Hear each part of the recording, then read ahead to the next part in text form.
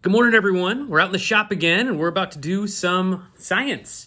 This morning, we're going to work on the phylogeny exercise that is posted to Google Docs, and this file is available to anyone. It's a freely available document. We got multiple phylogenies in here.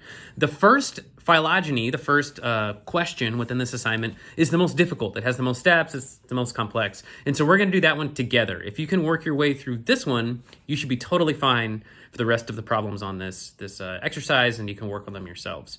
The thing that makes this one a little bit more complex has to do with the multiple numbers of character states, and you have to make a few assessments, a few decisions for yourself in order to complete this tree. Okay, so we got our character matrix, our data matrix right here, and just as in other data matrices that we've worked with, we've got our organisms listed up here across the top, and then we have a couple of traits listed vertically up and down on the left-hand side. And so we need to make our tree, and we also need to put all of the traits that we see listed in our data matrix onto the tree. And so just as in the past, in order to get started, I like to just go through and figure out what numbers I'm going to assign to each of my character states. Remember that when we do our numbers, we start with 0, and 0 would mean that this is like the most ancient version of that character state. And then after 0, we'd have 1. 1 would evolve after 0, and then from 1 to 2, and so on, right? So let's start with something like this, dorsal nerve cord. Everybody's got a dorsal nerve cord in this particular problem. So if everyone has it, this must be an ancestral character. And so we'll just start with 0. You might say, well, why not number 1, right? Because everybody has it, so why not a 1? You could do it that way, and that actually wouldn't affect your overall numbers because comparatively, they'd all have the same value. I just like to do it kind of in order of what I think they evolved in. And so 0 would be the most ancient character trait. Now we go to legs. Everybody's got legs except for fish. And so if everybody has them, but the fish do not, I'm going to say fish are older than these other groups, more ancient clade. And so this must be the ancestral character state. And then these guys all evolved legs after not having legs was the more primitive condition. Let's come back to these in a second. So we got nature of egg, embryo development, hair. Let's go to these other ones. So presence of pouch. So most of these organisms do not have a pouch. The only one with a pouch is a kangaroo. And so kangaroo has it, but either everybody had a pouch and they lost it, meaning having a pouch is 0 and having a no would be a 1, or the ancestral trait was to not have a pouch, so no would be 0, and then having a pouch evolved second, so kangaroo would be yes. I think that's more likely. So I'm going to put 0, 0, 0, 0, 0, and then this would be 1. Now we got bipedal posture. So obviously a fish doesn't have a bipedal posture if it doesn't have legs. And so because we're saying that legs are the ancestral state, I'm going to say that bipedal posture is going to evolve after you have legs, which means that bipedal posture would be like 1. It evolved second. And then bipedal posture is more ancient, so it'd be 0. So I'm going to put 0, 0, 0, 0, and then yes would be 1 and 1. Okay, now we go to these three. These three are the reason why this problem is more challenging, is because rather than having just 2 character states, we've got more than that, right? So if we look at like hair, we've got no, yes, reduced. For embryo development, we got in egg, marsupial, placental, and then for nature of an egg, we got requires water, hard shell, and then develops inside of mother. So we got 3 character states, right? Well, just remember real quick that if we have 3 character states, what we mean is that you have an evolutionary pattern that looks like this, right? You've got some ancestral condition, or it could even be like this, where you've got some ancestral condition that is present in the common ancestor, or in this organism down here that is, the most ancient. And then after that, it's going to diverge. And so you go upwards in both of these trees, and now you have 2 different alternatives. And with those 2 different alternatives, you could say that, maybe some trait evolves here and then it goes under secondary evolutionary changes and then gives you a 3rd trait over here. Or you could say that, well, we had some ancestral condition and then it evolved along 2 different trajectories. So like this guy got one of the characters and this one got another one. So if I draw that on a tree, what we're saying is maybe you have trait number 1 is here, okay? And then trait number 2 evolves there and trait number 3 evolves there. Like they're two different options that evolve independently. Or you could say that we have like trait number 1, trait number 2, and then trait number 3. So that in order to get to trait number 3, you would have had to progress through trait number 2. Or 2 and 3 are just two different options. In order for us to do this exercise, we don't really need to make that decision. I'm just pointing out that both of those are options, right? Because that's sometimes a question that people will ask is, are we saying that one evolved from the other, or they're just like two different options? And so I'm saying either one is possible. Okay, so let's go to nature of egg. Well, all these eggs need to stay wet, right? So requiring water, that's just the ancestral condition. Now, we can either have a hard shell or develop inside of the mother. The hard shell is there so that you don't dry out. Developing inside of the mother means you don't have to worry about the hard shell because mom's body's going to stay wet already. So they both kind of accomplish the same task. They just do it in different ways. So we don't know if it's, something like this one evolves first and then becomes that, or maybe it was this or that, and they're just two different options. So we don't know which of those options it is. It doesn't really matter, okay? I'm just going to say that this one, I'm going to say evolves after requiring water. And then develops inside of mother, I'm going to say that that one evolved after the shell. Okay, so like that's the order I'm going to put them in. Now I go to nature of embryo development. So developing inside of the egg, okay, well, we've got it over there, right? Kind of has to do with this one. So this was the ancestral condition because that's what we see in these older clades, like the ray-finned fish. And now we got marsupial or placental. So again, I don't know which one is which. I don't know if it's like marsupial becomes placental or placental becomes marsupial, or they're just like two different completely separate options. So I'm just going to have to choose, which one is which. I'm going to say this one is number, I don't know. I'm going to say this is number 1 and this is number 2 for right now. Okay, remember you can always go back and change your mind. Now we go to hair. Okay, well with hair, you start out without hair, right? So like fish do not have any hair. If we're going to say that those are the oldest clade, then not having hair must be the ancestral state. And now we got yes or reduced. Well, this is kind of an example of what I was talking about over here. So either you evolve reduced amounts of hair completely separately from having, the invention of hair at all, or you evolve hair and then in some organisms you just have less of it. Well, it's more parsimonious. It's simpler of an explanation to say that hair evolves one time and then it just gets reduced in its frequency, instead of saying that hair evolves 2 separate times in 2 separate ways. So if that's the case, then we're going to say that you have hair first, so that's 1, and then it becomes reduced later in time, and that's number 2. Okay, so if you're watching this and you're really good at evolutionary analyses and you totally understand the tree of life, you might have disagreements with me about which one you think evolved first, second, third. In the whole scheme of things, for what we're about to do, we're going to see that it doesn't matter. Remember, we do these numbers just to kind of give us a hint, to kind of get us started on drawing our tree down here. In general, we're going to say that if you have fewer advanced character states, or you have a majority ancestral traits, then you're an older clade.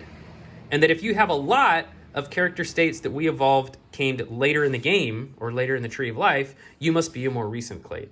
That's the only thing we're using these for. And so it's not like if you ended up, saying that this is number 2 and that is number 1, I bet we're still going to get the same tree in the end. So just a reminder, when we do these character states, it's just enough to kind of get us started so that we can begin drawing our tree. So now let's add them up. So how many traits do ray-finned fish have? 0. Frog has got 1. Iguana had 2. Kangaroos, 4, 5, 6, 7, 8. Mouse, 2, 3, 4, 5. And then humans, 4, 5, 6, 7. Okay, so now let's try drawing our tree. Remember when you draw these trees, it's totally normal to have to, draw them more than once. Maybe you start drawing a tree, when you start to put your character states on there, it doesn't work out, and you got to try a different tree. That's normal, okay? So our tree is going to have 1, 2, 3, 4, 5, 6 clades on it. So let me just get started with the simplest version of that. So 1, 2, 3, 4, 5, 6. Okay. 6 groups, right? So we need to know who goes at the bottom. Remember, this would be the most ancient clade, and then whatever groups are over here, these are more recent.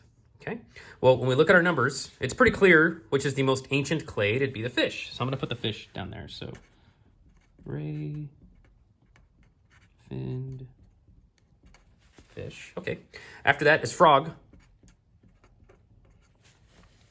Okay, now we got iguana. All right. Okay, so now we got these three. And these numbers, you know, we have a big jump, right? So when you've got these real kind of ladder-like changes where you go 0, 1, 2, 3, 4, 5, it's pretty easy to make our tree, right? When we start to get these big leaps, it's good to kind of pause, start putting a couple traits on your tree, and take a look at your numbers and see what makes the most sense, okay? So let's go ahead and try to put a few things on the tree. So dorsal nerve cord. Everybody had that thing. Right? Everybody's got it. Just a reminder, you could have also put this as 1 if you wanted to. And all that would mean is that everybody's got a number that is 1 notch higher. So it'd be like, you know, 1, 2, 3, 9, 6, 8. That's fine. You're still going to end up with the same order. That's why I said it doesn't really matter. Okay, anyways, everybody's got a dorsal nerve cord. Well, if everyone has a dorsal nerve cord, that means it must have evolved in the common ancestor of the entire tree. So let's go ahead and put that one on. Okay, dorsal nerve cord. Okay, that worked. Get rid of that. Let's go to the next one, legs. Everybody had legs except for fish. So if everybody has them except for fish, they must have evolved after fish, but before frog. Okay, so right here. So legs, those evolve right there.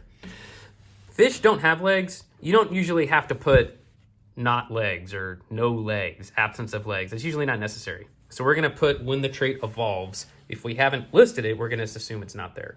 So you can assume that if legs evolve here, these guys must not have had legs. Okay, let's skip these ones that were more complex for now. Okay, let's go down to this one. Presence of pouch. Who's got it? Kangaroo. Okay, well, okay, just keep that in mind. Whenever we put kangaroo on, pouch is going to need to go there. Bipedal posture. Kangaroo, okay, he's got it, and then human has it, but mouse doesn't. Okay, so kind of keep that in mind. Okay, now let's go back to these ones. Nature of egg. So we got requires water is the oldest one. That's inside of fish and frogs. So we can actually put that in there, right? So let's add that. So we'll say egg requires water. Okay, cool. We got that one and that one. Now we got hard shell prevents drying, and that would be for the iguana. Okay, I don't know. So we could either put it here, like hard shell prevents drying, and then develops inside of mother would be right here, because all three of those have that regardless of how we do it. We could also put hard shell prevents drying there, and then develops inside of mother there. Okay, I'm going to do it that way. So I'm going to say that hard shell prevents drying.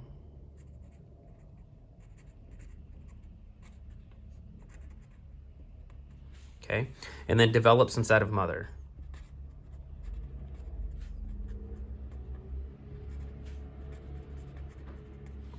Okay, you could have also put hard shell prevents drying down here. That would be fine. You'd get the same outcome. So let's go ahead and do that. All right, now we got nature of embryo development. And so nature of embryo development in egg is the oldest trait. And then we're going to go to placental and marsupial. Okay, well, I don't know where I'm going to end up with kangaroo, mouse, and human yet. So it'd be hard to do placental and marsupial. But in egg is the oldest, and I know that. So I'm going to go ahead and put that one in. So I'm going to make my line go up like this. That way I can try to keep them organized as far as which line goes with which trait. So in egg is on there. And then the rest of these, I really need to figure out these last three groups. So how do we figure out these last three groups? So this is the way I'm going to do it, is when you look at this tree, we got two that are sister. So these are like most similar. And then we have another one that is off to the side, right? So remember, if they're sister, we're saying that these are more closely related than this one that is to the outside of that. And so we want to compare these three and figure out who's the most similar. Like if we just compare these, is there a group that could be sister right next to each other, and then a third one that's kind of off to the side? So let's just go one by one. So let's compare kangaroo and mouse. Okay, kangaroo and mouse. And we're going to look for differences between kangaroo and mouse. So same, one difference, same, two differences, three differences. Okay, so these have got three differences between them. All right, now let's do mouse and human. So these two, let's compare those. Same, one difference, same, one difference. Okay, they got two differences. So far we're saying that a mouse is more similar to a human than it is to a kangaroo, because there's three differences between mouse and kangaroo and only two for differences between mouse and human. Last comparison, let's compare a kangaroo and a human. Okay, so right here. So same, one difference, one difference, one difference, we're at three, same. So three differences. Okay, so that means that a kangaroo is just or equally as different from a mouse as it is from a human. Or another way to think of it is that a mouse and a human are more similar than mouse and human are to kangaroo. So what that means is that mouse and human are down here as sister to one another. Well, remember with your phylogenetic trees, you could actually switch the position of these last two groups and it'd be the same tree. We're just saying that these two are sister to one another. It doesn't matter if it's like this or like this, okay? So you could put mouse and human on here, and you could do mouse first, human second, or you could do human first, mouse second. It doesn't matter. I'm just gonna do mouse right there, human right there.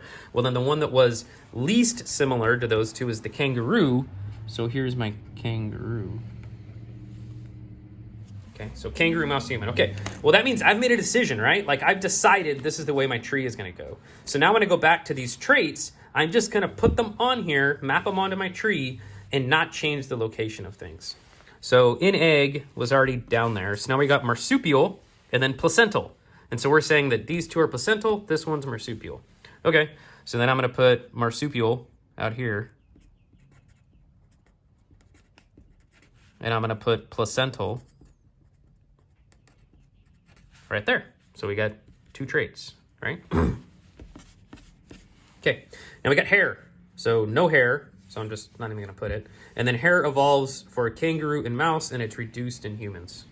Okay, so then hair is there, evolves, and it's gonna be present in kangaroo and mouse. And now hair is reduced for human, okay? Notice that's two character changes, two evolutionary events. Hair evolves and then it's reduced, two things. You could have also put it as like hair evolves on kangaroo and then again on mouse and then it's reduced in humans.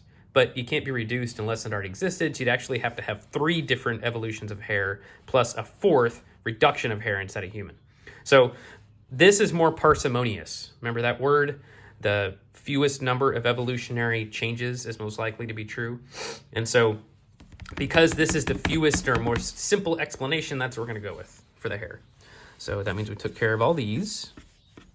Now we got presence of pouch to no for everybody, and then yes for kangaroo. And so we'll put there. So presence of pouch. Okay. Finally, we got bipedal posture. So no. Okay, good. Now we got bipedal posture, and it's present in kangaroo and human. Well, we got mouse in the middle. So we could say that either bipedal posture evolves once here, and then bipedal posture is lost in the mouse. And so those are two events. Or we could say bipedal posture evolves once in kangaroo, and then separately a second time instead of humans. And it's actually kind of hard to determine which one we want to do, right? Because both of those have two events. Either it evolves once and it's lost once, or it evolves twice. So we got to decide, just like as the researcher, which we think is the best explanation. I'm going to go with that it evolves two times. And the reason I'm going to say that is because not included on this tree are all the other mammals in the world, right? Like you could put bears, dogs, cats, gorillas, chimpanzees, the other great apes. And all of those do not have bipedal posture. And so by simply adding a couple of those groups, like let's imagine we put like a chimpanzee and a gorilla on here. Well, if we're going to say it's lost in mouse, we would have to say it's also lost in those other clades. And now, instead of having just two events, we're up to like 4, 5, 6 very easily, right? And so I'm going to say that humans evolved bipedal posture from animals, ancestors that walked on 4 legs. which I think we can all agree is probably true. So then that would mean that bipedal posture evolves here, and that bipedal posture evolves separately over here for kangaroos. Okay, now I've accounted for all of the traits, right? They're all there. And we are able to make everything work with the character matrix we have up top for our tree. So if you can do that problem, you've got the rest of these easy. The other ones only have 2 character states, zeros and ones, and they're a lot easier to find your final tree and then map your characters. One thing that's worth pointing out is think about how many times we had to just, make a call based on our own judgment of what we thought was the ancestral character state or the oldest character state, and then decide if we think that something like bipedal posture evolves 2 times separately or is evolved once and then lost in successive clades. And in order to make that decision, I had to think about what I knew about the rest of the tree of life. And so that's just an example of how, in real life, scientists are doing this sort of a thing. We used to use only character states to make these phylogenies, these trees, these cladistic analyses. They were only based on what we knew about the animal. But you can see that there can be bias depending on whatever the scientist knows about those particular organisms. And so that's why modern systematists, we're still going to use character states when we can. We're going to incorporate that information, but we're also going to rely in large part on genetic sequences.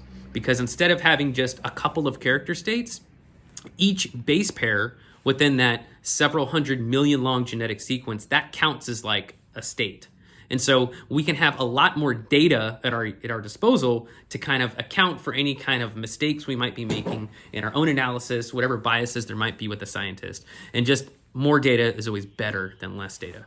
And so modern systematists aren't going to use just character states. They are going to use character states plus any other molecular information they might have to make these judgments about what is the most plausible explanation for the evolution of a clade. But with all of these, the more information we have, the better. And so these are good exercises to do, and I hope that that is helpful.